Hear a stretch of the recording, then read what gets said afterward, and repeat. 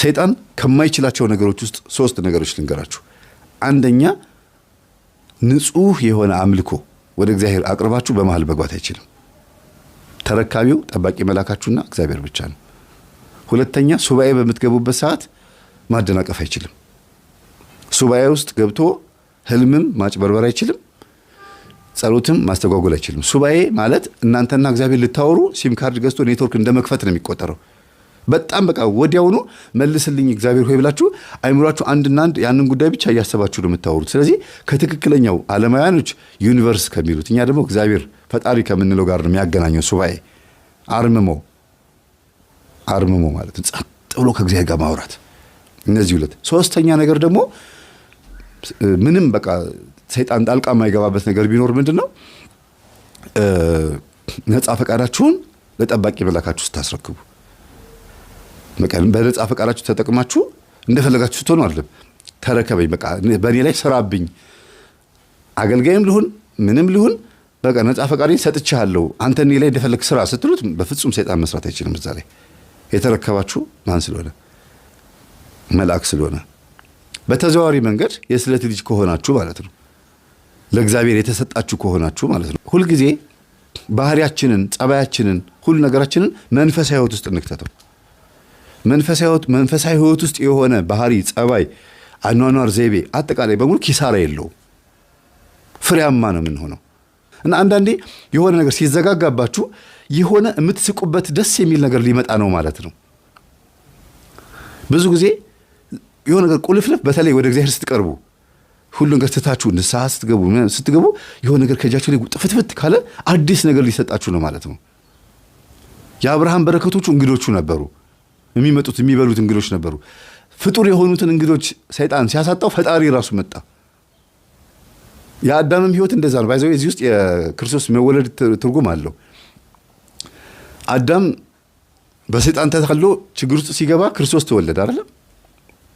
ሰይጣንም አሁንም እንደገና አብርሃም ቤት እንግዶች እንዳይመጡ ፍጡራን የሆኑት ሰዎች ሲከለክልበት ራሱ ፈጣሪ ሰው ሆኖ መጣ።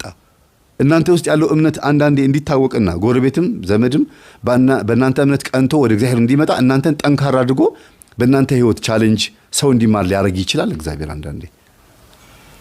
እና ባህሪያችሁን ማስተካከል የሚጠቅመው ለራሳችሁ ነው። ትሁት መሆን የሚጠቅመው አብርሃም እኔ አመድ ነኝ ብሎ ትሁት ስለሆነ ነው ሀብታም የሆነው። እንደገና ስላሴ መጥቶ ቤቱን የጎበኙለት እኔ አመድ ነኝ ስላለ ነው። እኔ አመድ ነኝ አለ፣ ትቢያ ነኝ አለ። ቅዱስ ጳውሎስ እኔ ጭንጋፍ ነኝ አለ። ጭንጋፍ ማለት 7 ወር ያለ ጊዜ የተወለደ ልጅ ማለት ነው። 7 ወርም ሳይሞላ 7 ወርም ሞልቶ ጭንጋፍ ይባላል ብዙ ጊዜ እንደዚህ አይነት ልጅ። ንጉሥ ዳዊት ደግሞ እኔ ትል ነኝ አለ። ብዙ ጊዜ ይነገራል። ቅዱሳን አባቶቻችንም ይናገራሉ። እኔ ኃጢአተኛና በደለኛ ነኝ፣ ቆሻሻ ይላሉ። ግን ጸጋቸውን አስቡት በዚህ ህይወታቸው ውስጥ። ስለዚህ እግዚአብሔር እኛ ውስጥ እንዲያድር ሆነን ስንኖር ይመጣል፣ ይጎበኝናል። አለበለዚያ የፈለገ ቄስ ብናመጣ፣ የፈለገ ቤቱን ጸበል ብናስርጭ፣ የሚያጠምቁ አባቶች ጋር ብንሽከረከር፣ ግንባራችንን በመቁጠሪያ ወይም በእጃቸውን በምንም ቢመቱ ምን ቢሉንም ፍንክች የለም፣ ፍንክች የለም። መጀመሪያ ልብን ውስጥን ማጽዳት ማስተካከል ያስፈልጋል። መጥፎ ባህሪ ማስተካከል፣ እንድንጎበኝ ሆነን ማስተካከል። ሲመጣ እነሆ በደጅ ቆሜ አንኳኳለሁ፣ የሚከፍትልኝ ቢኖር እገባለሁ፣ ከሱ ጋርም እራት እበላለሁ ያለው ክርስቶስ እኮ ለዚህ ነው። የሚከፍትልኝ አንኳኳለሁ ሲል ልብን ነው።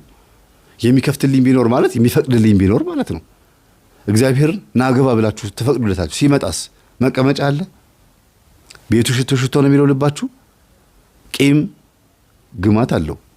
በቀል፣ ተንኮል፣ ኩርፊያ ግማት አለው። ምቀኝነት ግማት ነው። የዚህ ተቃራኒ ደግሞ የዋህነት፣ በጎነት፣ ቸርነት፣ ደግነት፣ ቅድነት የሚባሉ ደግሞ ሽቶዎች፣ መዓዛዎች ናቸው። የትኛው ነው ልባችን ውስጥ ያለው መዓዛ? አፋችን ላይ ያለውና ልባችን ላይ ያለው አንድ ነው ወይ? ንጉሥ ዳዊት ምን አለ? የአፌ ቃልና የልቤ ሐሳብ ያንተ ይሁን አንድ አድርግልኝ አለ። እና እግዚአብሔር ሁላችንም ይጎብኘን። በባህሪው ምስጉን፣ በባህሪው ፍቅር፣ በባህሪው ይቅር ባይ ነው። ቁጣው የዘገየ ምህረቱ የበዛ ነው። ስለዚህ ምንም ነገር ብናደርግ እግዚአብሔር ሊያስተምረን እንጂ ሊቀስፈን አይደለም የፈጠረን። ግን አልሰማም ካለና ነፃ ፈቃዳችንን ሳንጠቀምበት ሳናመልከው ከሞትን እቺን ምድር ከተሰናበትን ጥርስ ማፋጨት ወዳለበት እሳትና ዲን ባለበት በጣም ብዙ ስቃይ ባለበት ገሃነም ውስጥ ትቃጠላላችሁ ብሎ በተናገረው መሰረት መርጠን ሄደናል ማለት ነው። መርጠን ሄደናል። ያ ምርጫ ደግሞ በነጻ ፈቃዳችን የመጣ ምርጫ ሁለተኛው ሞት ላይ በደንብ ያገኘናል። የመጀመሪያው ሞት ሳይመጣ ተዘጋጁ ድልዋን ይክሙ ንበሩ ተብሎ ነበረ፣ አልተዘጋጀንም። ሁለተኛው ሞት ላይ ግን ማንም ሰው ማምለጥ አይችልም። ከባድ ነውና እግዚአብሔር ይማረን፣ እግዚአብሔር ይፈውሰን። ሰላም ነው።